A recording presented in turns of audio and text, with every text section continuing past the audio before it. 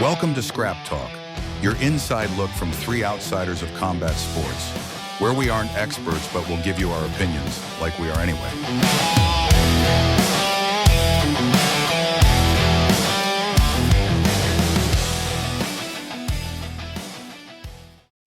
Welcome to the Scrap Talk Deep Dive. We talked about it on the episode, our last episode. We're doing a deep dive on influencer boxing. Law and Derek are here with you to go over, well, let's just say it, Derek, we sold out. We sold out, but right now it's the big thing in combat sports, and by God, we're here for the fans, and our legions of fans demand it, and we're here to talk about it. Really, honestly, it's the only thing for the rest of the year, if we want to get specific, that's kind of big. But yeah, over the last, we're going to talk about it, but since COVID, this has been just a massive thing. Misfits has made it a massive thing overseas. Yep, it's blown up. The Paul brothers, obviously. So, we can't not talk about influencer boxing because it seems like maybe that's boxing. But because, we're history nuts, we want to not just talk about influencer boxing. We want to go into kind of the history, very, very brief, of boxing itself. So, boxing's been around forever, right? Everybody knows that. Boxing has literally been around forever. It's probably, the second, if not the oldest form of competition? Yes. That or wrestling? Yeah, that and wrestling. Those are it. Yeah. But, how did boxing go from being, factories, fight halls, even like MGM Grand for like big, fights later, for pay-per-views, to now where it's YouTubers headlining events on Netflix? It's gone crazy. It's different. It's gone completely. We talked in our last episode for Scrap Talk, you need to check that out if you haven't listened to it already. But we talked about how, or I said, the prize fighter is kind of a dying breed. Is it? Because really now, maybe it's even less of a dying breed because these influencers are more prize, quote unquote, fighters than ever. They're making more money than boxers. People are tuning in more to see them than boxers. And okay, I use the term boxer because they're YouTubers and influencers first. Their boxing is their secondary. You know what I mean? These guys have been training boxing since they were 5. They haven't been in the Olympics. They don't have amateur careers. They started on pay-per-views, the Paul brothers started by main eventing pay-per-views. Yeah. They're for, that's how, Jake's dedicated his life, it looks like now, to it. He's a little bit of a different breed, but most of them, yeah. They're doing this as a spot to make money. Yes. Not as what their careers. Yes. And they're making more money and selling more tickets and getting more viewers than anybody. Like a UFC fighter, anybody.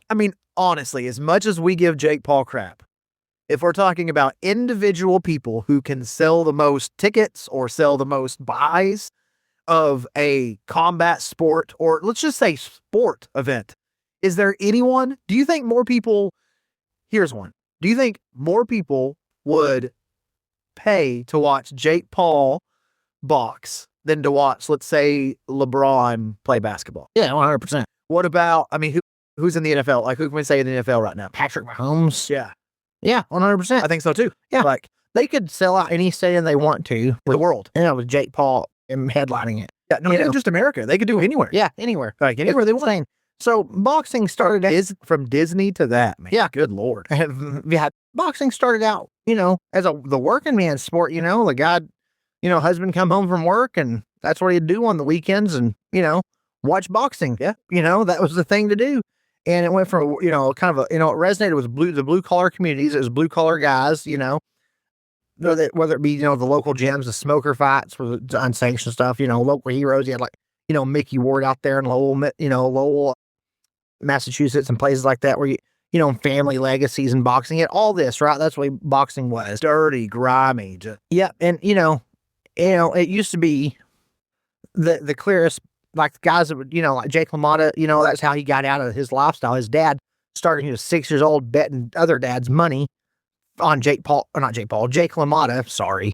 Jake LaMotta, the Raging Bull, Bronx Bull, whatever you call him, fighting other 6 or 7, 8-year-old kids, betting rent money on it. Right. And LaMotta would get beat by his dad if he lost. So it started, that was a way out of the blue collar kind of, hey, I'll go work in a factory or go whatever, find this dingy gym, by this boxing career, right?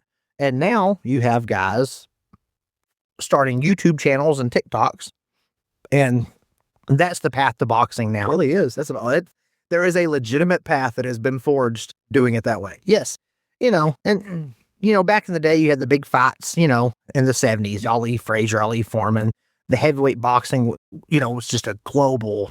Muhammad Ali kind of. Yeah. I don't think we can understand today what it was, like how popular, how big he was back in the day. And it was.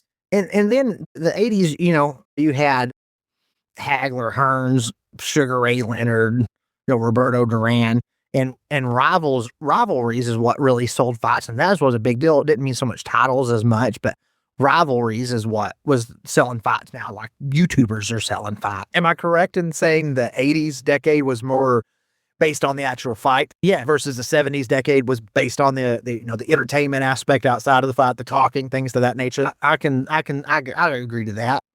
And then the 90s is the pay-per-view explosion with Mike Tyson, Evander Holyfield, Lennox Lewis. The list goes on, Muhammad Ali took it to another level. Tyson took that ball and ran to a whole nother level as far as popularity and as far as like money wise. Yeah. So, that's like people, in his first fight after he got out of prison against Peter McNeely, it's kind of the same way. Everybody wanted to tune in to see Mike Tyson versus Peter McNeely. They could have had Mike Tyson versus anybody and people were tuned in to watch it because it was it was like the trendy thing to do. Let's watch Mike Tyson box. Right. Literally. And he was dang near killing people. I mean, some of those fights that Mike Tyson had, especially, that one right after prison was nasty. Like you could for Peter McNeely, that shouldn't have been in there. But in the 2000s, Mayweather, Oscar De La Hoya, Manny Pacquiao, and the business kind of shifted towards branding, promotions, that sort of thing. More money got into it. Yeah. Too much money. Less big fights happening because money was involved, sanctioning bodies were involved. And that's kind of what cracked boxing. To why it wasn't, you went a decade or longer without anybody. I remember I watched Ricky Hatton and Joe Calzaghe and people like that, and Bernard Hopkins and blah, blah, blah. But, it wasn't, globally, like in UK, it was big. And, there's places that were big, but it wasn't like globally like what it is right now.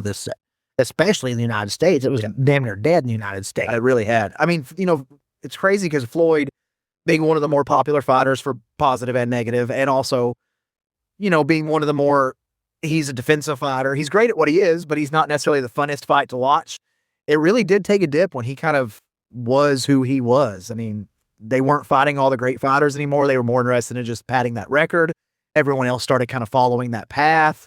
It got tough. And what also hurt was different sanctioning bodies. There's the WBA, WBO, WBC, IBA, IBF. There's the alphabet soup championships, right? Ring championship, all these different championships.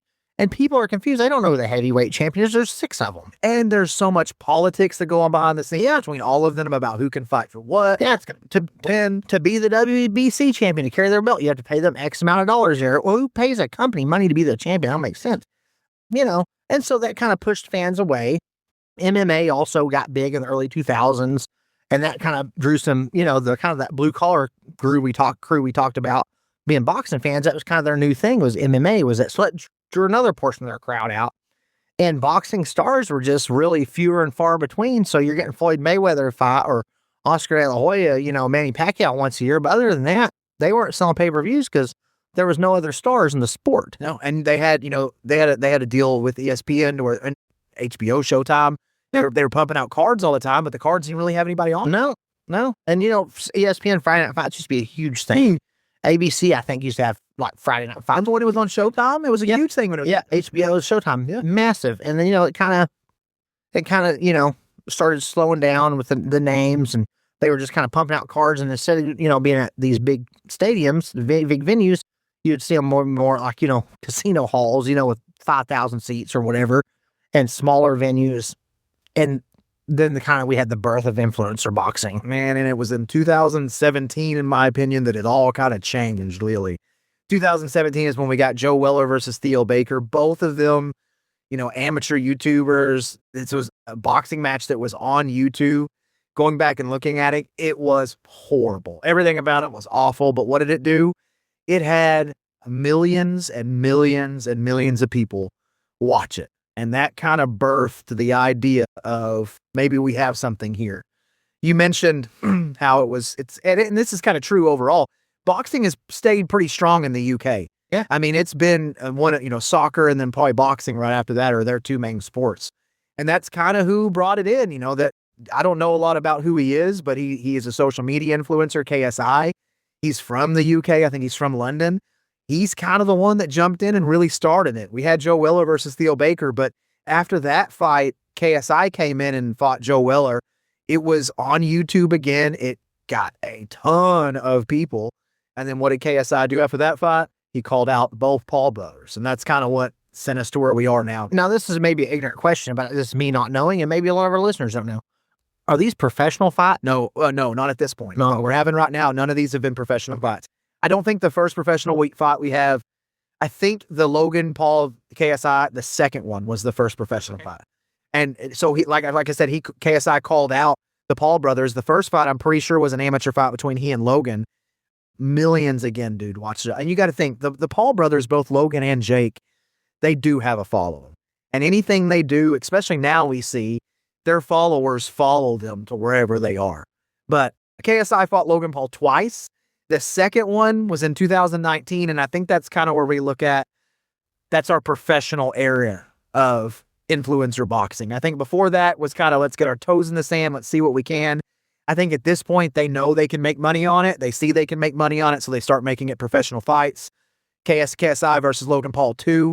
They actually held it in Staples Centers. It was in Los Angeles, promoted by Eddie Hearn. Eddie Hearn got in and started doing it. It was put on DAZN, or however you say that.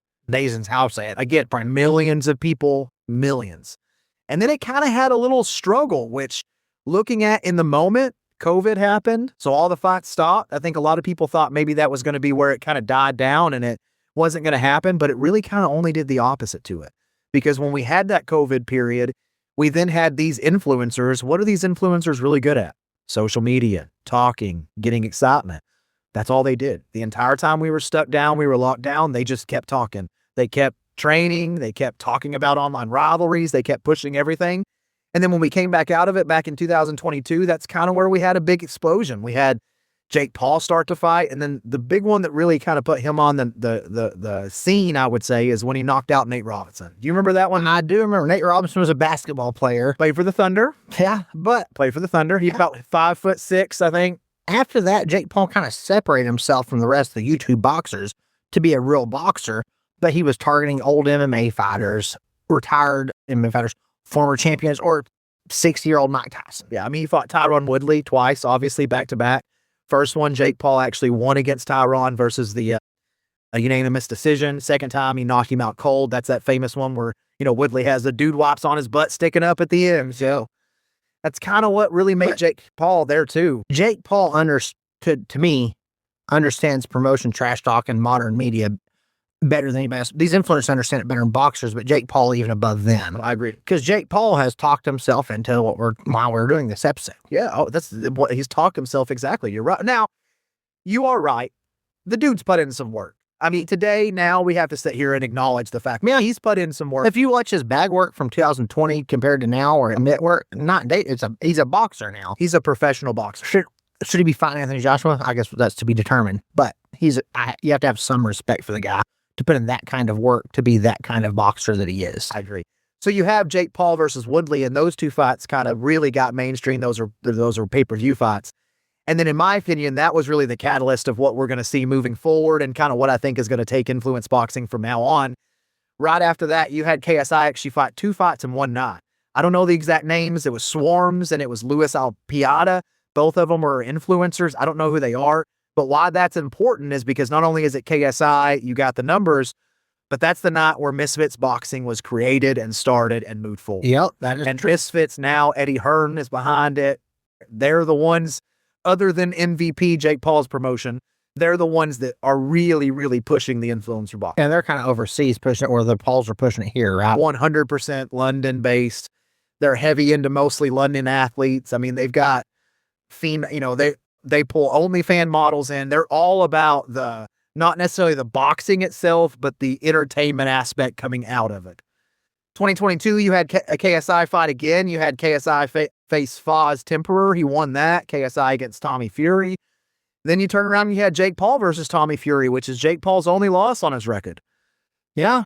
And that was the first real boxer he had actually bought. I mean, you say real boxer. Tommy Fury's a reality star. Okay, yeah. But on Love Island. But he's, he was a 10-0 boxer or whatever, and he had fought on some actual boxing cards and trained at actual boxing gym. I agree with you, but I do feel like I have to say if his brother wasn't named Tyson, I don't think he would be a boxer at all. You agree with me on that? No, I 100%. He might be he wouldn't be where he is with boxing, per se. He wouldn't have had a Jake Paul fight. But nonetheless, he lost. Or Jake Paul being that, he lost. That's his only one. That was in 2023. After the Tommy Fury fight, it really seems like Jake got more picky, if you will. I mean, he was always really, really picky, but now it seems like he has a team that's really specifically trying to pick guys that he can beat, which you should always do, but he's doing it to the more in-depth.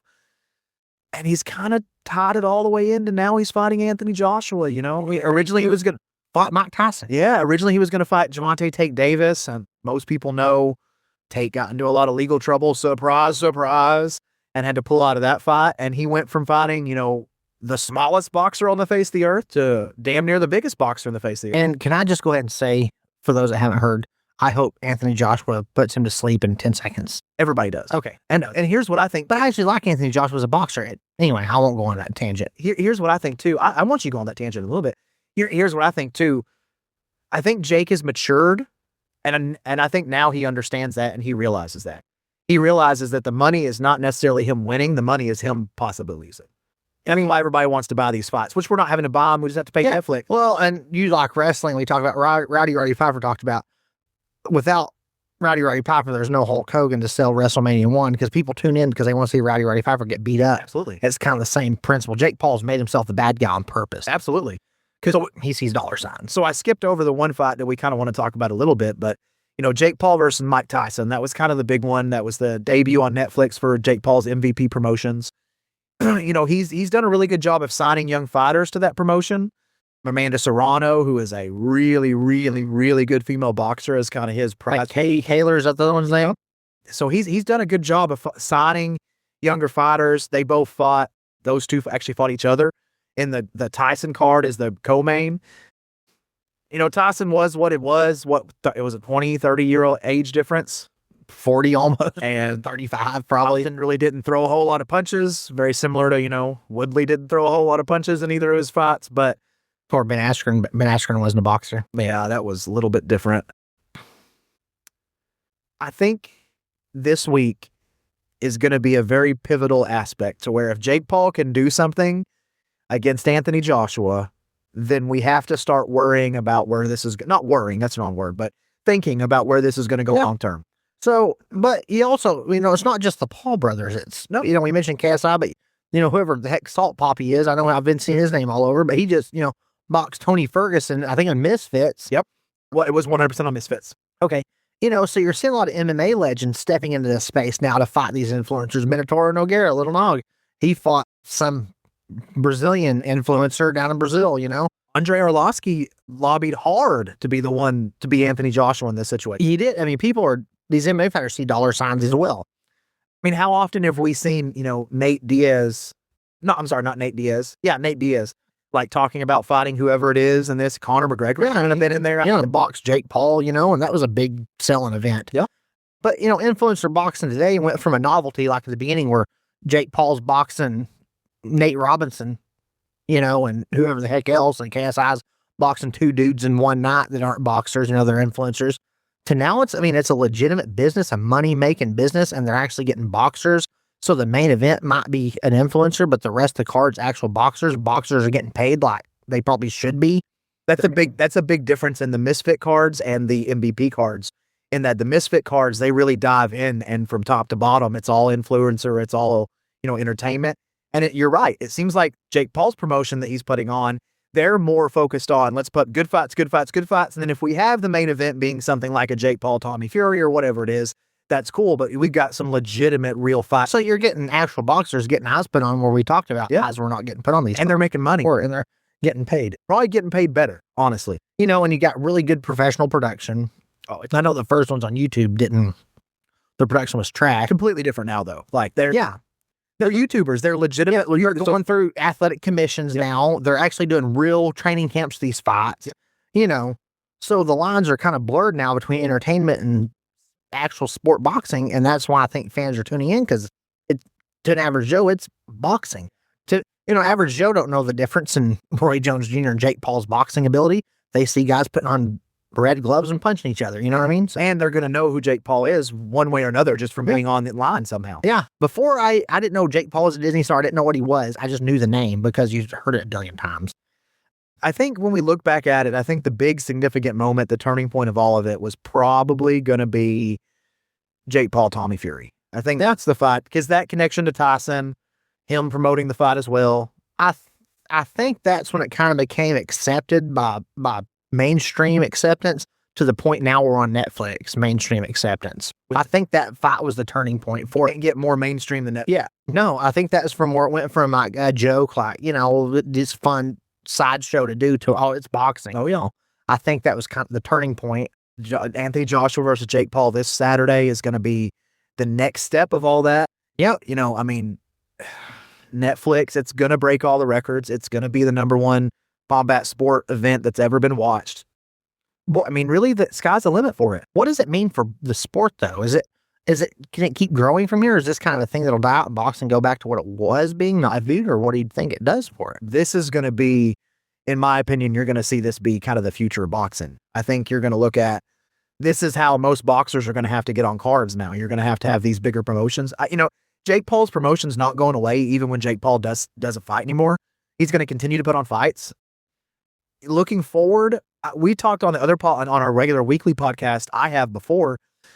They still got, in my opinion, but they've got 2 fights of the brothers fighting each other that they can put on these cards that it's going to sell everything else out. Like, the next 3 or 4 years, we're not going anywhere. Even if Jake Paul gets flatlined in the first round, who cares? Do you think this dilutes kind of the boxing legacy from Jake LaMotta to now Jake Paul? No, because I think there is a legitimate difference in who they're fighting. And actually ask me after Saturday. Okay. Ask me after Saturday. Because if you have a situation to where you have influencers that are quote unquote in their own lane, they can do what they want to do, that they can progress up, but then you have a point ultimately to where they hit a roadblock by someone who's just better than them, I don't think that tarnishes anything. Okay. If that roadblock never gets created and there is no roadblock, then yeah, I think it does tarnish it.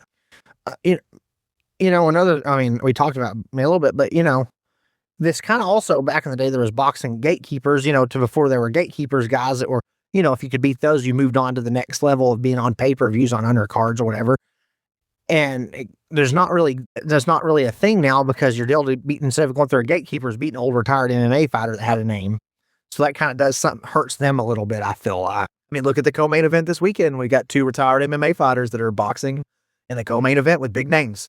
And that's why they're there, Well, we talked about it for boxing, but what does this mean for MMA? I know our show's primarily MMA. What does it mean for this? Are we going to see this for MMA eventually, do you think? I think that's a really delicate question. The answer, I think, if you're just going to answer it overall, I think you have to say yes.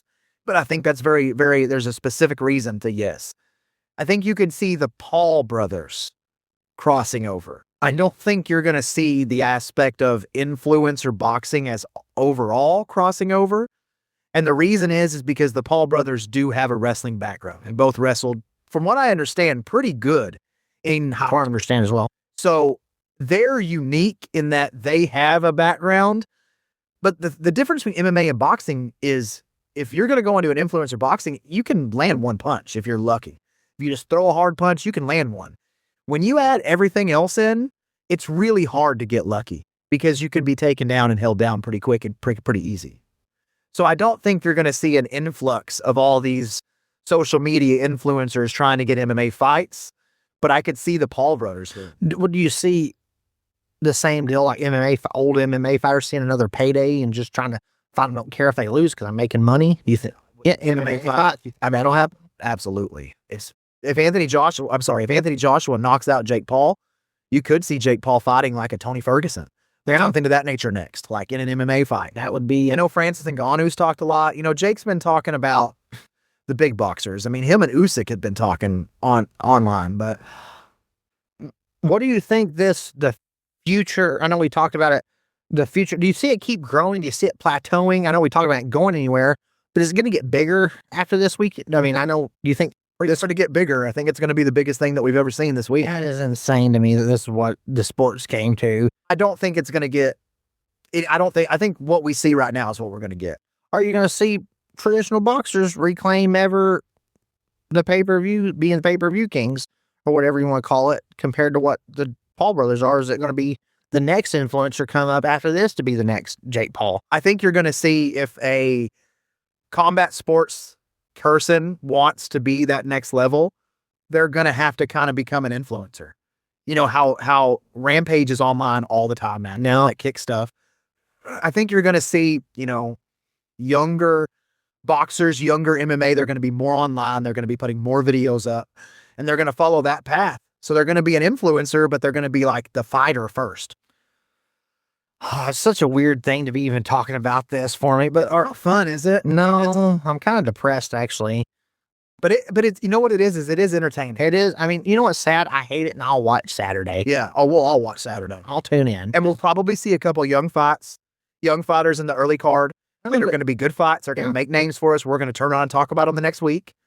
Yeah. And hopefully we see Anthony Joshua just Watching. Jake Paul. That's what we're hoping for. Final thoughts.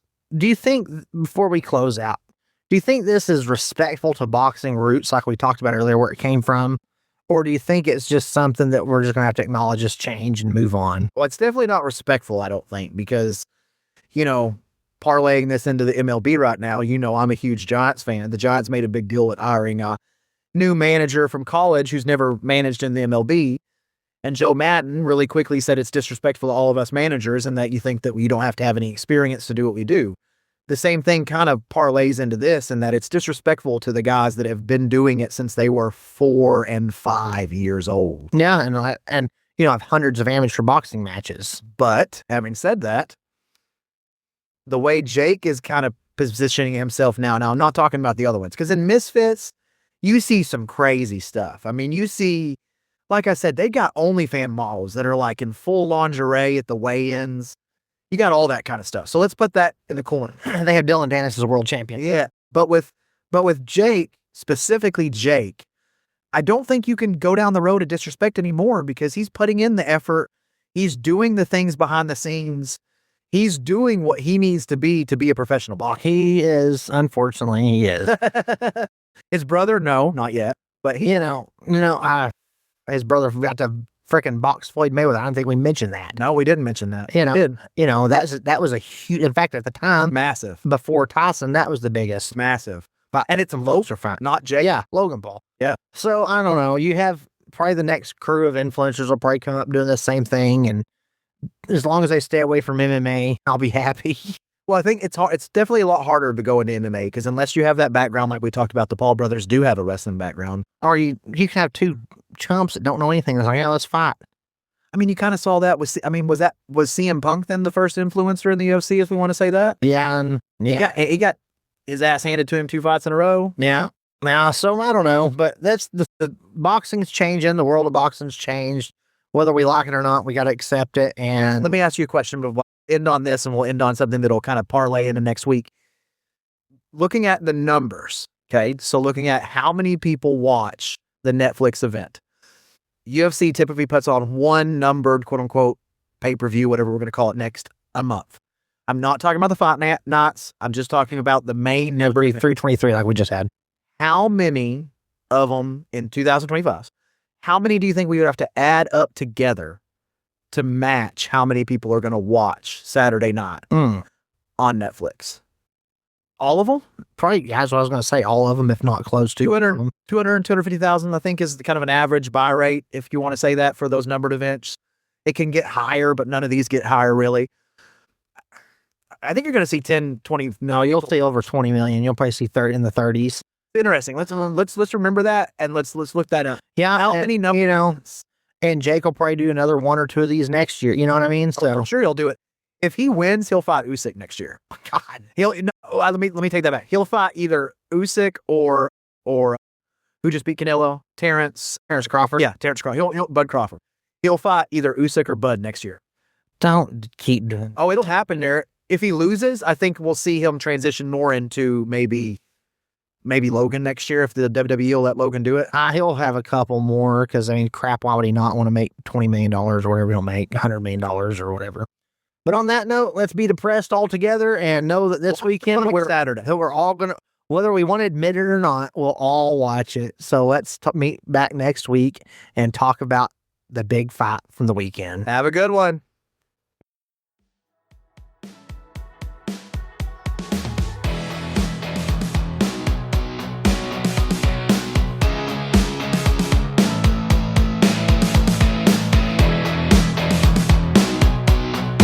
That is it for this round of Scrap Talk. We will catch you next time. If you want to help 3 losers out, follow, share, and follow us on all forms of social media at Scrap Talk Pod.